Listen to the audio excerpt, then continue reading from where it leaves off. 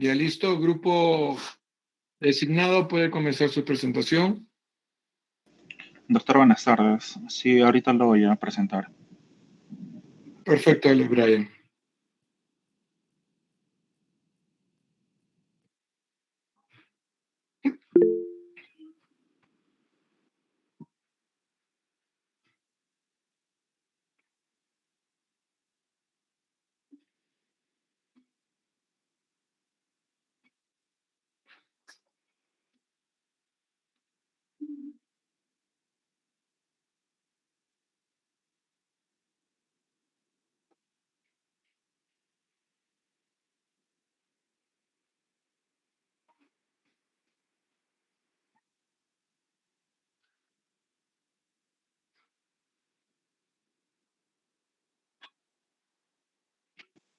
Bien, doctor, ¿se puede visualizar la presentación? ¿Me podría confirmar, por favor?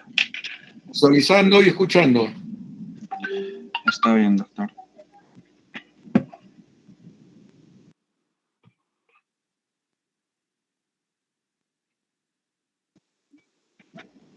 Bien. Doctor, buenas tardes. Compañeros, muy buenas tardes. Hoy tenemos el agrado de presentarles con el tema de exposición de lesiones elementales, dentro de las cuales vamos a abarcar las más importantes, obviamente, las dos que hay, que son las lesiones elementales tanto primarias como secundarias. Debemos entender que dos de las características más útiles, sobre todo que ayudan a formar un diagnóstico diferencial, son la morfología de las diferentes lesiones individuales, en este caso el tipo de lesión, ya sea primaria o secundaria, y sobre todo la distribución de las lesiones, ya sea localizada o generalizada. La disposición de las lesiones entre sí, el color de las lesiones, la consistencia, el contenido y sobre todo si se puede palpar o no o cualquier tipo de lesión, también van a aportar sobre todo una buena información importante. Dentro de las lesiones elementales van a estar clasificadas en dos tipos: las lesiones elementales primarias, las cuales van a ser aquellas que se forman de nuevo. ¿Qué quiere decir? Es decir, sobre la piel sana, sea cual sea su causa, mientras que una lesión secundaria se va a formar sobre una lesión previamente ya que haya tenido una lesión, es decir, sobre una lesión primaria o primitiva que puede surgir una secundaria, ¿no? Ahora, la secundaria también se aplica para no solo lesiones que se aplique en una lesión primitiva, sino que también se puede aplicar a diferentes lesiones como de traumatismos, quemaduras o también picaduras. El conjunto de las lesiones elementales va a ser de la piel, se le va a denominar erupción o también en algunos casos que le denominan el VASH, ¿no es cierto? En este sentido, cuando nosotros decimos que un paciente presenta una erupción o un exantema cutáneo, en realidad no estamos dando ninguna información sobre sus características de dicha lesión, ya que generalmente va a englobar al conjunto de lesiones elementales, de tal forma que dentro de las erupciones o el VAIS vamos a encontrar tanto erupciones monomorfas, el cual quiere decir que todas las lesiones van a ser iguales. En cambio, vamos a tener otras lesiones que van a ser las lesiones polimorfas. Estas lesiones polimorfas nos quiere decir que hay múltiples tipos de lesiones. Dentro de las lesiones polimorfas tendremos como por ejemplo la escabiosis, el cual prácticamente la lesión elemental más importante puede ser la pápula. Otro ejemplo más característico puede ser el acné, el cual prácticamente vamos a encontrar los diferentes comedones. Y otro ejemplo también puede ser la varicela, el cual prácticamente su lesión más característica es las costras, ¿no? En estas tres enfermedades podemos encontrar obviamente erupciones polimorfas. Bien, vamos a ir desglosando obviamente las lesiones tanto primarias como secundarias para obviamente ir diferenciándoles un poco a cada uno. Obviamente porque es de gran interés para que podamos de tal forma reconocer y sobre todo describir adecuadamente la lesión. Una vez nosotros que podamos ya describir y sobre todo determinar qué tipo de lesión es, ya podemos estar nosotros estableciendo diferentes diagnósticos diferenciales según o de acuerdo sea la lesión elemental. Entonces, para nosotros poder reconocer detectar o nosotros podamos diferenciar las lesiones primitivas de las secundarias, hay algunas claves importantes, sobre todo para que nosotros podamos recordar y sobre todo para poder reconocer qué tipo de lesión elemental se está estableciendo. Uno de los más importantes vamos a encontrar que va a ser el tamaño, o en este caso el diámetro, ¿no? Que en algunos va a ser de mayor tamaño, de mayor dimensión, obviamente pueden ser de mayor altura. Luego también el tamaño va a estar determinándose, de acuerdo a algunas literaturas, pueden estar asociándolo a 0.5 centímetros. Pero en esta literatura, y en lo más importante que nos vamos a englobar en esta cátedra o en esta exposición, nos vamos a estar asociando al tamaño, nos vamos a basar a 1 centímetro, ¿ya? Porque en este rango se va a asociar los diferentes tipos de lesiones elementales. Luego debemos nosotros determinar si es una lesión que se ve o no se ve, ¿no? O en algunos casos que si se puede tocar o no se puede tocar, o en el tal de los casos si se puede palpar o no se puede palpar. O bien también podemos determinar si una lesión es plana o elevada, ¿no? Obviamente una lesión plana va a ser aquella que sigue el mismo nivel de la epidermis, o sea, si nosotros, por ejemplo, pasamos el dedo por la lesión, obviamente no vamos a sentir ninguna elevación alguna, ¿no? O necesariamente puede ser unas lesiones que generalmente se pueden ver o lesiones que se pueden tocar o en algunos casos que podemos ver y obviamente palpar, ¿no? Obviamente de tal forma que nosotros podemos determinar el contenido que puede presentar tal dicha lesión elemental.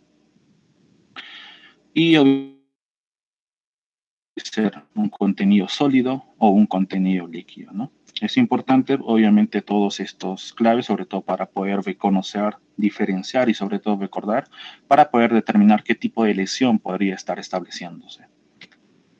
En tal sentido, las lesiones elementales va a estar dividido en primarias y secundarias. Las primarias, obviamente, de acuerdo a su contenido, va a estar asociándose a lesiones, obviamente, sólidas o puede ser líquidas. Las lesiones elementales sólidas pueden ser sin relieve o que pueden estar elevadas o con relieve. En este caso, la más importante puede ser la mácula, el cual puede estar asociándose a una vascular, dentro de las cuales vamos a tener eritema, cianosis, púrpura, o en algunos casos también eritrodermia. En las pigmentarias, obviamente, vamos a determinar la hipopigmentación, hiperpigmentación. Y en algunas lesiones elementales elevadas vamos a encontrar a la pápula, a la placa, nódulo, jabón o goma. Dentro de las lesiones elementales primarias líquidas vamos a encontrar la vesícula, la pústula, el flictena, quiste o la ampolla. Y dentro de las lesiones elementales secundarias lo vamos a estar asociándolo a la escama, la costra, escara, erosión, escoriación, úlceras, grietas, atrofia, cicatriz, y la clinificación que estaremos desarrollando durante, obviamente, la presentación, ¿no? Obviamente desglosando cada uno, ¿no?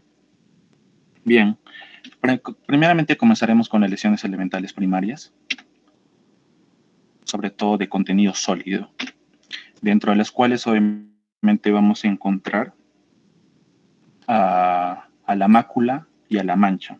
Obviamente debemos tener en cuenta, si vemos una lesión que no se puede palpar y obviamente que solo se puede observar, debemos nosotros pensar que puede ser una mácula o mancha.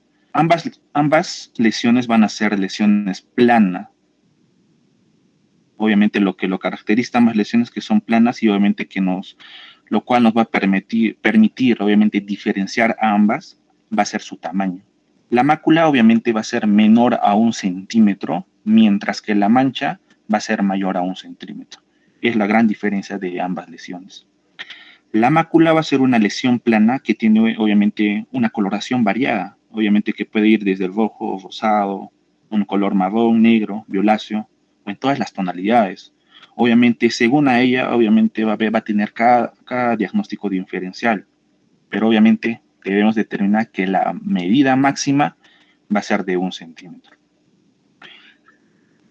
Dentro de las cuales nosotros vamos a tener, obviamente, dentro de su clasificación vamos a tener, obviamente, puede ser una mácula eritematosa, purpúrica, hiperpigmentada o hipopigmentada, que luego ya la vamos a observar. Uno de los ejemplos más característicos, obviamente, de la mácula va a ser la efelides, o también conocidas como las pecas, o también el léntigo, obviamente, el léntigo, que obviamente son lesiones a consecuencia de la exposición solar. Otro de los ejemplos más claros, obviamente, puede ser la hipomelanosis gutata, obviamente que va a presentar un color blanco y sobre todo el componente blanco que va a ser de otro ejemplo que va a ser de los exantemas víricos, ¿no? Dentro de la mancha, lo más característico que debemos determinar es que es mayor a 1 centímetro. Uno de los claros ejemplos va a ser el vitiligo, obviamente que van a ser obviamente lesiones acrómicas que han perdido coloración. Otro de los ejemplos más característicos también puede ser el melasma, las manchas café con leche, nevo acrómico o también púrpura solar, ¿no? Dentro de las lesiones, obviamente, de la mácula, obviamente va a haber lesiones cutáneas primarias vasculares, dentro de las cuales, obviamente, se va a deber a las diferentes modificaciones que sufren las arteriolas y, obviamente, también las vénulas. Dentro de las cuales vamos a tener, obviamente, el eritema, que va a ser, obviamente, un proceso por vasodilatación, ¿no? Ocurre, obviamente, cuando hay una vasodilatación de los vasos sanguíneos. Y obviamente uno de los ejemplos más claros va a ser el parvovirus o el eritema infeccioso por parvovirus de B19, ¿no? Que es un clásico prácticamente en un niño, ¿no? Con el clásico signo de la bofeteada, como observamos en la cara del niño. El cual obviamente algo importante que esto es de que esto desaparece a la vitopresión. Obviamente nosotros cuando presionamos prácticamente esa zona, obviamente va a desaparecer esa tonalidad. Este es producto de que hay una dilatación vascular, ¿no? Por ende va a haber una congestión activa, el cual se produce este cuadro. El otro va a ser un tema más, un cuadro que obviamente puede estar relacionándose al eritema, pero es un poco más generalizado, va a ser la eritrodermia, el cual va a ser ya un eritema mucho más generalizado que el eritema normal, el cual prácticamente ocupa una mayor cantidad de superficie corporal total, el cual prácticamente se considera cuando ocupa mayor del 80% de la superficie corporal total, mientras que el eritema no. Otro va a ser la telangiectasia, el cual va a ser producto obviamente cuando ha habido una ectasia vascular capilar, sobre todo a nivel de la capa superficial de la piel. Y obviamente esto va a ocurrir cuando generalmente el paciente va a estar sometido a la exposición solar, por ejemplo, en aquellos pacientes que pueden presentar un cuadro, sobre todo de rosácea, o con el flashing que obviamente que se presenta, o un daño que es por la sensibilidad a la radiación ultravioleta, ¿no? Y el líbido que va a ser una vez de Mayas que obviamente va a estar asociado a extravasación vascular. El otro tema va a ser la púrpura, que obviamente son lesiones, ya que pueden ser también, aparte de ser lesiones maculares, también puede ser lesiones también papulares, de acuerdo si se pueden palpar o no, ¿no? Pero en este caso, si fuera una lesión macular, obviamente es cuando va a haber mayormente una extravasación sanguínea, ¿no? El cual puede estar asociándose mayormente a, a la púrpura, como lo observamos ahí, y algo importante que tenemos que tener en cuenta que obviamente a la hora de hacer la vitopresión no va a desaparecer, y obviamente este es producto porque hay una extravasación sanguínea, ¿no? Dentro de las lesiones elementales pigmentarias, en este grupo obviamente lo que varía va a ser el pigmento de la piel. Obviamente nosotros tenemos que tener en cuenta que la melanina es el pigmento fundamental y su función obviamente es la de protección del organismo, obviamente de la piel, contra las diferentes radiaciones ultravioleta. Cuando aumenta, van a causar manchas, que son manchas hipercrómicas, obviamente, el cual prácticamente es producto del exceso del pigmento de la melanina, ¿no? Melanina. El cual prácticamente se va a dar en por ejemplo, un ejemplo, en nevus melanocíticos planos o las manchas café con leche, ¿no? Y si la melanina obviamente va a disminuir, va a tener se le va a denominar una lesión elemental hipocrómica, ¿no? En el cual prácticamente por el cual va a ser producto de una disminución del pigmento. De tal forma, un ejemplo claro puede ser la pitiriasis alba, ¿no? Incluso puede estar, obviamente, incluso en algunos pacientes puede estar, no puede haber nada, obviamente va a tener, va a estar ausente, obviamente, ¿no? La melanina, de tal forma que obviamente va a presentar las manchas acrómicas, como ese es el caso, porque va a haber la falta de pigmento. Uno de los claros ejemplos más determinantes va a ser el vitiligo, ¿no? Y de acuerdo a su topografía, ya puede ser una topografía localizada o difusa. En la topografía localizada, el ejemplo más característico son las efelides, que es lo característico de las picas, ¿no? Que es lo mismo, o de la topografía difusa, que el claro ejemplo puede ser la enfermedad de Addison. Bien, siguiendo con las lesiones elementales sólidas, otras de las lesiones elementales más importantes para poder diferenciar es la pápula y placa. ¿Cuál es la diferencia entre ambos? Igual, de forma a su tamaño, ¿no? La pápula va a ser menor a 1 centímetro, mientras que la placa va a ser mayor a 1 centímetro. La pápula va a ser, su lesión elemental va a ser un poquito más, obviamente, más elevada, en este caso de forma longitudinal, va a ser un poco más elevada, mientras que la placa, en parte de que tenga un poco de elevación, va a ser más ancha también, ¿no? Como podemos observar, que tenga que tener mayor de 1 centímetro. Obviamente la pápula va a ser una lesión sólida pequeña, ¿no? Que va a ser menor a un centímetro, va a ser circunscrita sobre toda la piel. Algo importante es que obviamente este se resuelve sin dejar cicatriz. Uno de los ejemplos obviamente más clásicos también podría ser la queratosis seborreica, o el cual prácticamente pueden ser lesiones parecidas a los lunares, o tal vez en algunos hemangiomas en cereza, molusco contagioso. Y en este ejemplo que obviamente es el líquen plano, ¿no? El cual es característico por las 4 P's, porque presenta el líquen plano de acuerdo a su clínica, va a presentar las pápulas, los cuales van a ser de forma poligonal, van a ser pruriginosas, púrpuras y sobre todo va a ser característico de este tipo de cuadro, ¿no?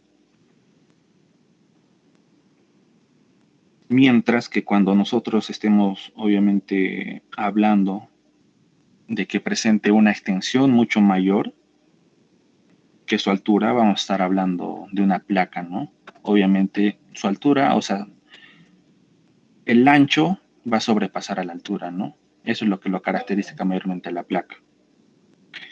Algunos claros ejemplos, obviamente, de la placa va a ser la psoriasis, puede ser la sarcoidosis, ¿no? Ahora, algo también importante de la placa es que nosotros tenemos que tener en cuenta que una placa puede tener tanto un componente epidérmico en la superficie, es decir, que la capa, o sea, es decir, en la capa mucho más superficial, o también, obviamente, puede estar, el claro ejemplo, obviamente, si es en la superficie, va a ser la psoriasis, ¿no? El líquen plano crónico, o tal vez puede ser la dermatitis nomular, o tener ya sea un componente dérmico, el cual puede ser en el caso, obviamente, que ya va a estar obviamente, comprometiendo la otra capa, que es la dermis, como en el caso del granuloma anular, y también puede ser también como en la sarcoidosis, ¿no? Otra lesión elemental sólida es el nódulo, el cual va a ser una lesión hipodérmica circunscrita, el cual es identificada por la palpación y que puede o no hacer relieve, ¿no? En tal sentido que se toca mejor que se ve. Este tipo de lesión es importante porque también está determinado de acuerdo al tamaño, porque va a ser mayor a 1 centímetro también. Y obviamente, como bien les dije, se toca más que se ve, obviamente es porque tiene una localización más profunda y obviamente en algunos casos no se observa, ¿no? Pero en algunos casos se palpa de mejor forma que se ve. Es la lesión obviamente típica, obviamente de las paniculitis, como un ejemplo clásico sería el eritema nodoso, ¿no? Como vemos observar acá en las piernas, ¿no? Y obviamente para determinar si es un nódulo o no, nosotros debemos recurrir obviamente a la palpación, sobre todo para poder reconocer y determinar que nosotros estemos ante un nódulo, ¿no? En tal sentido, obviamente un nódulo también se le puede estar dando el nombre a la goma, al tubérculo o al tumor. Cuando nosotros hablamos de goma, obviamente primeramente que la goma va a ser una inflamación granulomatosa que obviamente tiende a reblandecerse y sobre todo a abrirse al exterior, ¿no? En tal sentido que también se le puede considerar como en algunos casos como un tumor aparte de un nódulo, ¿no? Que se ha abierto sobre todo hacia la superficie externa, el cual prácticamente no va, al abrirse a la superficie externa, no va a dar ningún tipo de secreción, o sea que no va a haber algún líquido que emita esta lesión, pero lo característico de esto es que que sí va a dejar cicatriz. El tubérculo, el tubérculo va a ser un nódulo elevado, circunscrito, el cual prácticamente también va a tener infiltrado, que cuando obviamente también se resuelve, va a dejar cicatriz. Lo característico es de esto que no se apertura al exterior, pero sí pero sí se cicatriza. La diferencia de estos dos es que la goma se abre al exterior, también deja cicatriz. El tubérculo no se abre al exterior, tiene infiltrado, pero sí también deja cicatriz, ¿no? En cambio, el tumor se va a estar asociando ya prácticamente por su diámetro, que es mayor a 2 centímetros, el cual prácticamente se asocia a una distorsión de estructuras adyacentes, ¿no? Comprometiendo a otros tipos de estructuras.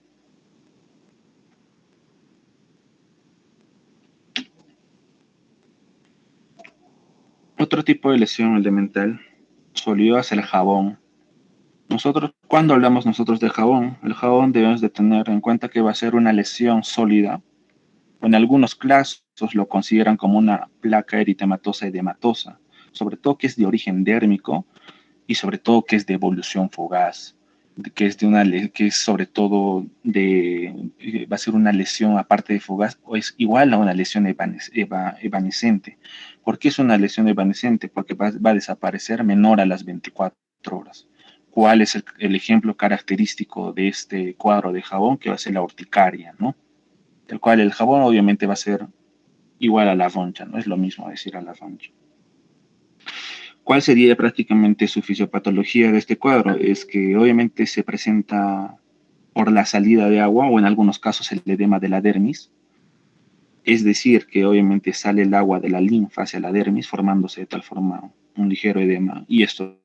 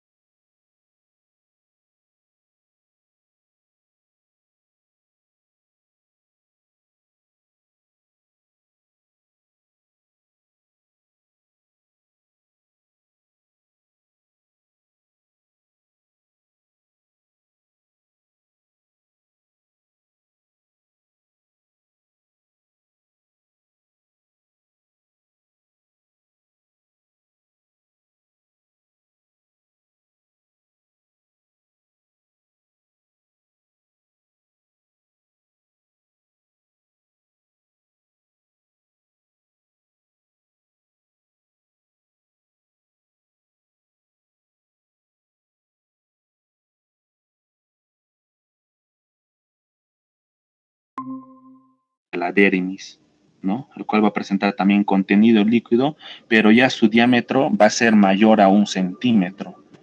Hasta en algunas literaturas lo consideran hasta que puede ser mayor de 2 centímetros, ¿no? Pero en este caso, como estamos en la vela de los unos, es la ampolla mayor a 1 centímetro, ¿no? En acá vamos a encontrar prácticamente el pénfigo ampolloso, dermatitis IgA lineal, en algunos casos cuadros obviamente de erupciones medicamentosas y ampollas por algún cuadro de edema, ¿no? Y el flictena, cuando nosotros vamos a hablar de flictena, obviamente cuando su diámetro, o en este caso la ampolla, va a sobrepasar mayor a los 5 centímetros, ¿no? Como podemos observar en esta región, ¿no? Que es mayor a los 5 centímetros. Otro de las lesiones elementales también más importantes que podemos encontrar aquí, sobre todo de contenido líquido, va a ser la pústula. La pústula va a ser una lesión también epidérmica, obviamente que contiene un contenido purulento, en este caso un cuadro de pus, ¿no? Y de tal forma que puede ser aséptica o microbiana, puede ser producto de un exudado, ¿no? Aséptica o microbiana. Puede ser folicular o también puede ser epidérmica. El cual también debemos determinar que la pústula no solo se puede formar en el folículo piloso, sino que también puede formarse aparte del folículo piloso. Obviamente una pústula, obviamente que se forma en el folículo piloso y otra que va a ser independiente al folículo piloso, ¿no? Son dos. Es decir, obviamente cuando una pústula que se forma en el folículo piloso puede ser cuando no se forma en el folículo piloso, vamos a estar determinando a una pústula estéril, ¿no? Esto prácticamente va a corresponder a una psoriasis pustulosa en un cuadro también denominado como puede ser el PEGA. El PEGA va a ser la pustulosis exantémica generalizada aguda, el cual prácticamente ocurre en algunos cuadros, ya sea o secundario, algunos fármacos. Y en algunos casos también puede ser la dermatosis pustulosa subcórnea. En cambio, cuando ocurre la formación de una pústula en el folículo piloso, vamos a tener los ejemplos más representativos como la foliculitis o también el denominado el acné vulgar, ¿no? Un quiste va a ser igual a una lesión que va a tener también contenido líquido, pero también puede contener un contenido sólido, ¿no? Lo caracteriza o lo que lo caracteriza al quiste, que va a ser una lesión esférica, va a tener una consistencia elástica, que ya obviamente que dentro de esto ya se ha formado sobre todo una membrana que tiene una cobertura sobre todo epitelial, o sea, es decir, que tiene ya una membrana epitelial, ¿no? El cual lo recubre. Obviamente, esta membrana epitelial, al cual les vengo diciendo, va a ser también denominada la cápsula, ¿no? El cual prácticamente rodea, de tal forma que tenga una forma bien delimitada, ¿no? Algo importante es que obviamente a la palpación fluctúan, ¿no? Como observamos aquí en el ejemplo. El otro ejemplo va a ser el acceso, el cual prácticamente se les puede determinar que también puede ser como una pústula, pero que obviamente tiene un diámetro mayor a 1 centímetro. En algunas literaturas lo determinan mayor a 2 centímetros. Pero ¿qué lo distingue? Que obviamente ya el acceso ya es un cuadro que ya está infectado y sobre todo que tiene obviamente diferentes, en este caso sería una pústula infectada, ¿no? De tal forma que va a presentar signos de flegosis.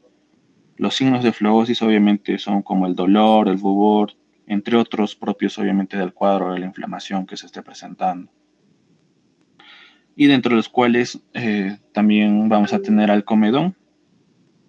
El comedón obviamente va a ser una dilatación del folículo piloso que se ha llenado obviamente de queratina y también de contenido lipídico, propio obviamente del conducto sebáceo que obviamente lo va a estar obstruyendo. Cuando estamos ante un comedón blanco, obviamente en este caso, como lo observamos en la pantalla, un comedón blanco, va a ser la dilatación del folículo, pero que no se ha aperturado aún, o sea, que no se apertura al exterior. Por lo tanto, la queratina que se forma mantiene este color, al igual que la sustancia lipídica que lo contenga, ¿ya? En cambio, cuando hablemos de un comedón negro, en este caso lo cual le dicen el punto negro, los puntos negros, es decir, que el comedón se ha aperturado hacia el exterior y la queratina y el lípido han tenido obviamente esa chance de oxidarse. Por tanto, ha adoptado este color oscuro, ¿no? Por eso vemos acá los diferentes comedones que obviamente se presentan, sobre todo en los pacientes que presentan acné, ¿no?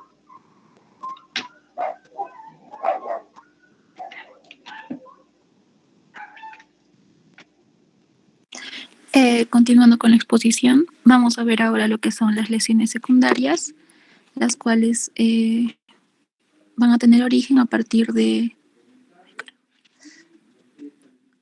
alteraciones patológicas de la piel, como bien lo dijo mi compañero.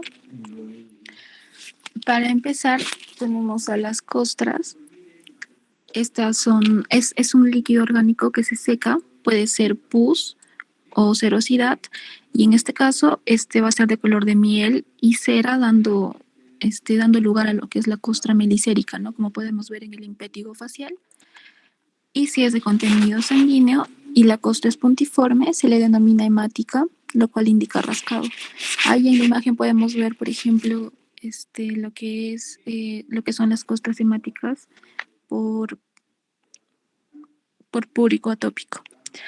Y vale destacar que las costras hemáticas se van a apreciar mayormente en la escabiosis, en los prurigos y en las dermatitis atópicas. Siguiente, por favor. Continuando, vamos a tener lo que es la escama, que es la caída de la capa córnea presente en las fases terminales de los daños inflamatorios. Estas pueden tener diversos aspectos, como por ejemplo la escarlatiniforme, que son escamas en grandes láminas. También tenemos la piritiasisforme, que son escamas finas y pequeñas, como la piritiasis alba. Y la psoriasiforme, que es blanca, gruesa y semejante al yeso, como podemos ver en la psoriasis. Luego tenemos lo que son las escaras, que es el desprendimiento de una zona necrótica por isquemia de la piel. Estas se van a eliminar, pueden ser superficiales o profundas y del mismo modo van a tener un tamaño y forma variable. En la imagen podemos ver lo que es una escara post quemadura. Siguiente, por favor. Ahora tenemos lo que es la ulceración, que prácticamente es toda pérdida de sustancia en la piel. Ahí en la imagen podemos ver lo que es una úlcera cutánea por esporotricosis, una infección fúngica. Esta puede ser superficial, la cual es una erosión o una exulceración, como por ejemplo en el herpes simple, que no va a dejar cicatriz alguna y por lo tanto no va a afectar lo que es la capa basal. Por otro lado tenemos las ulceraciones profundas, que van a alcanzar las capas profundas de la piel y estas sí van a resolverse con cicatrices, como podemos ver ahí las escoriaciones por rascado. Un dato curioso es que cuando la úlcera es lineal se va a denominar fisura o cuarteadura, como podemos ver en la imagen ahí, que tenemos las fisuras en los cantos de los dedos de los pies. Siguiente, por favor. Continuando, vamos a tener lo que es la liquenificación. Este es el engrosamiento de las capas de la epidermis, que se va a traducir en una piel gruesa y seca, y va a ser un índice de rasgado crónico. Ahí en la imagen podemos ver lo que es la liquenificación formando placa. Luego tenemos lo que es la atrofia, que es el adelgazamiento de una o varias capas de la piel y sus anexos. Las características de esta van a ser la decoloración, una piel fina, plegadiza, con telangiectasias algunas veces, y también puede estar adherida a los planos profundos. Ahí en la imagen podemos ver lo que es una atrofia y una esclerosis en placa de Morfea en el cuero cabelludo. Continuando tenemos lo que es la esclerosis, que es el endurecimiento de parte o toda la piel a expensas del tejido conectivo. Las características de esta va a ser que es acartonada, dura, seca, inextensible, puede ser hipo o hiperpigmentada. Esto más que todo se va a ver en lo que es la esclerodermia cutánea. Y otra lesión secundaria es la cicatriz, que como sabemos va a ser la reparación de una solución de continuidad mediante la formación de tejido fibroso. Esta va a tener diversas formas, tipos, colores, pueden llegar a ser hipertróficas y queloides, y estas dos últimas se van a dar a partir de lo que son las neoformaciones del tejido conjuntivo. En la imagen podemos ver lo que es una cicatriz queloide, ¿no? Está hipertrofiada. Siguiente, por favor. A ver, continuando tenemos lo que es la verrugosidad y la vegetación. Ambos van a ser levantamientos de la piel de un aspecto anfractuoso o mamelonado. Por un lado tenemos las vegetaciones, estas van a ser húmedas, malolientes y se van a asentar sobre los pliegues, como por ejemplo en las semimucosas o las cavidades orales, vaginales y rectales, ¿no? Y por otro lado tenemos las verrugosidades, que son secas, ásperas, duras y se van a encontrar en cualquier parte del cuerpo. Estas lesiones se van a asentar sobre lo que son las lesiones primitivas. Y en la imagen podemos ver lo que es una verrugosidad de verruga vulgar. Siguiente, por favor. Ahora tenemos lo que son las neoformaciones. Estas pueden ser primarias o secundarias.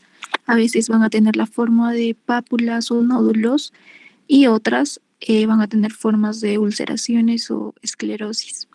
Su naturaleza, a diferencia de las otras lesiones que ya les hemos descrito, va a ser persistir, crecer y destruir. En este grupo están los denominados quistes y las tumoraciones benignas de la piel. Estas van a tener una cavidad llena de algún material orgánico sólido, semisólido o líquido, y como ya les dije, de curso crónico y cuyo origen solo puede saberse mediante un estudio histopatológico. Ahí en la primera imagen, en la figura 35, podemos ver lo que es una neoformación del sarcoma de Kaposi, y en la otra imagen lo que es la neoformación del quiste en un dedo. Siguiente, por favor. Ya, eso sería todo. Gracias, doctor, compañeros.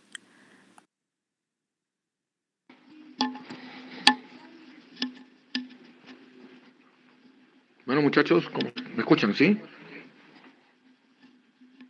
Sí, doctor, sí se lo escucho. Ya, perfecto. Bueno, dentro de todo lo que han dicho, me ha gustado bastante lo conciso, lo directo y al punto que han llegado a hacer la exposición. Bueno, en primer lugar, dentro de las patologías, no me pareció, corrígeme por favor, Brian, si mencionaste las efélides.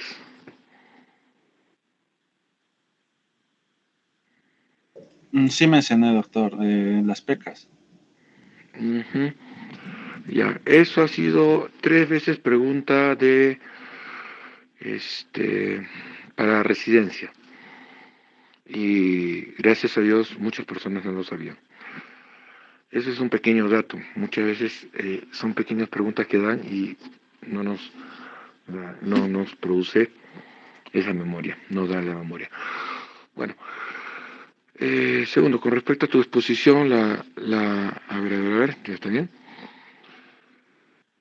Lo que has hecho en diferenciar la mayoría en lo que has tomado en diferenciar las lesiones entre mayor 1 centímetro, menor 1 centímetro, realmente es una forma muy didáctica para todos tus compañeros en poder diferenciar las diferencias entre una, digamos, mácula, mancha, también vesícula, ampolla,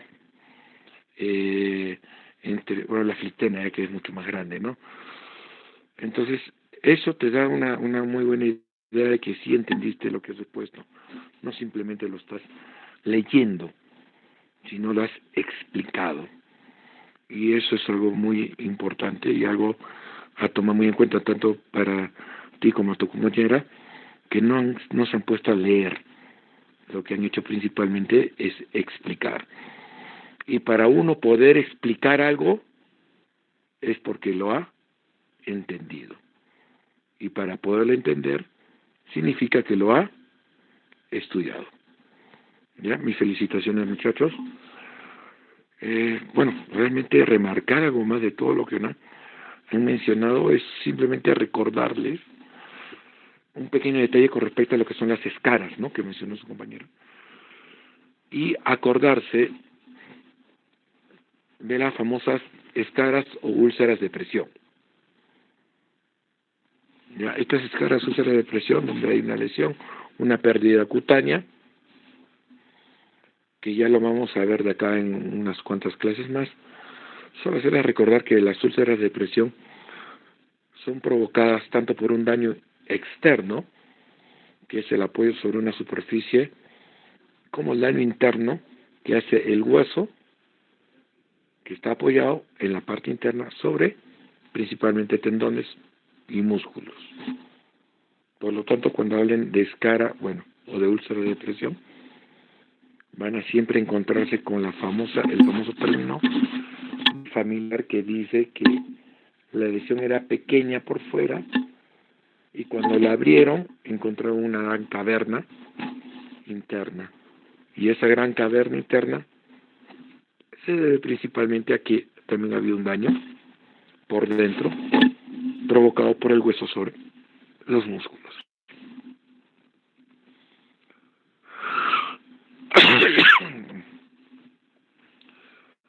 Bueno, realmente me gustó bastante su exposición, fue clara, directa, concisa y al punto. ¿Alguna duda, Brian? ¿O alguna duda tu compañera?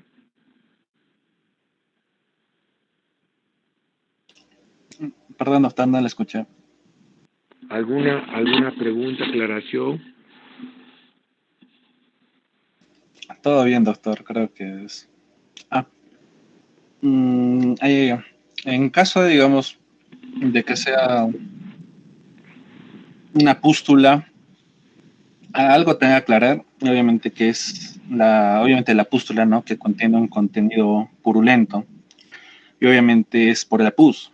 Algo que tenemos que tener en cuenta que la pus va a ser obviamente un líquido exudado, el cual no solamente puede ser producto de una infección, sino que también puede ser producto de una inflamación, el cual obviamente va a presentar contenidos como por ejemplo los leucocitos. Dentro de los más importantes, en su mayoría va a ser por los neutrófilos. Y obviamente también por un material inflamatorio y obviamente algunos detritos celulares, ¿no? Determinar que es un exudado mayormente eso. Nada más, doctor. Todo está claro. Bueno, en esa parte muy bien dicho. La pus no necesariamente tiene que ser por infección. ¿Alguno de ustedes se acuerda cuando yo llevó semiología de la piuria aséptica?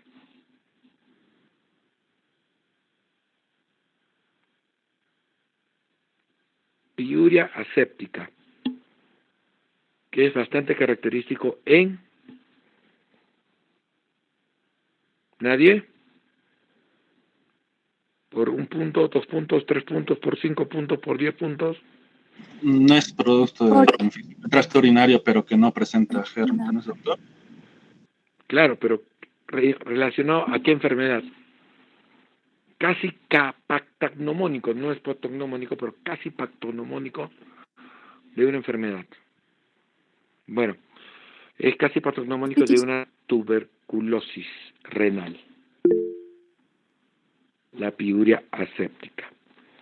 Entonces, muy bien aclarado en esa parte de que no toda pus o no todo lo que es la secreción purulenta necesariamente va a ser por problemas infecciosos.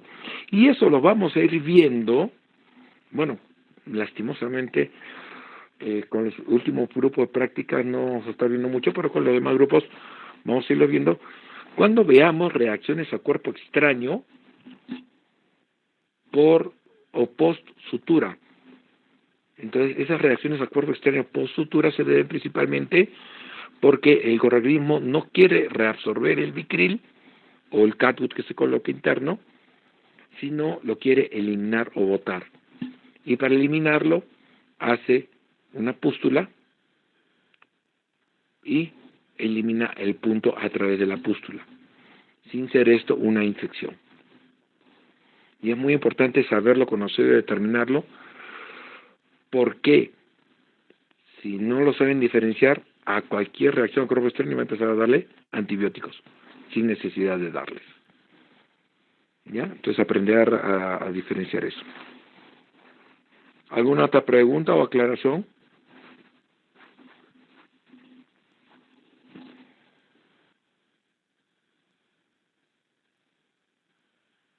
Listo. Ya también. Me estaba acordando de algo.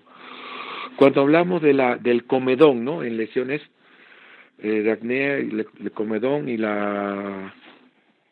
absceso que se estaba formando, ¿no? También acuérdense que necesariamente ese comedón que se forma puede ocasionar una reacción a cuerpo extraño. Y como reacción a cuerpo extraño nos puede dar una pústula, sin que sea necesario el que haya una infección propiamente dicha.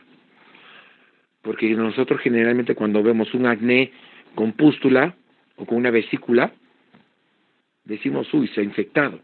Y no necesariamente es infección, sino en muchas ocasiones es una reacción de tu propio organismo a la grasa que la considera como si fuera un cuerpo extraño. Y lo trata de eliminar, sin ser esto infeccioso. Y se da bastante en estos tipos de acné que tienen características autoinmunes. Ya, ahora sí. ¿Alguna otra aclaración?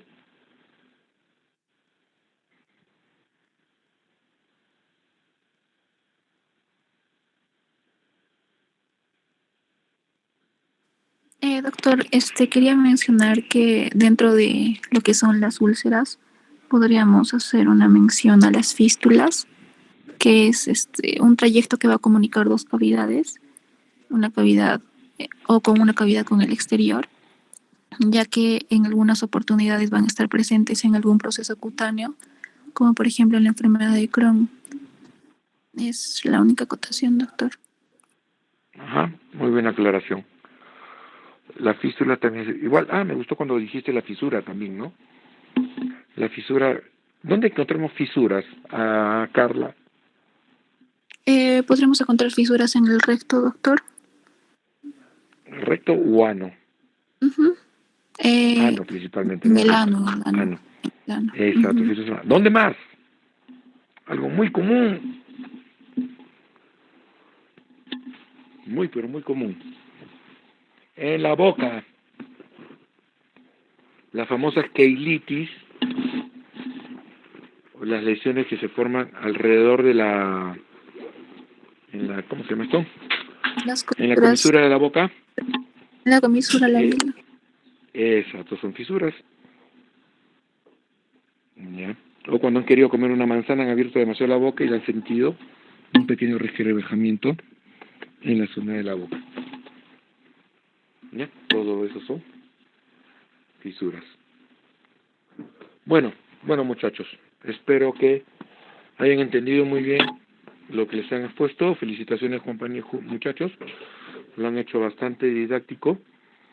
Y como digo, lo que más me ha gustado es que lo han entendido, no solo se lo han leído, sino lo han entendido y lo han podido explicar bien. Bueno, muchachos, nos vemos el próximo martes a la misma hora. Dios los bendiga. No se olviden de poner presente antes de salir.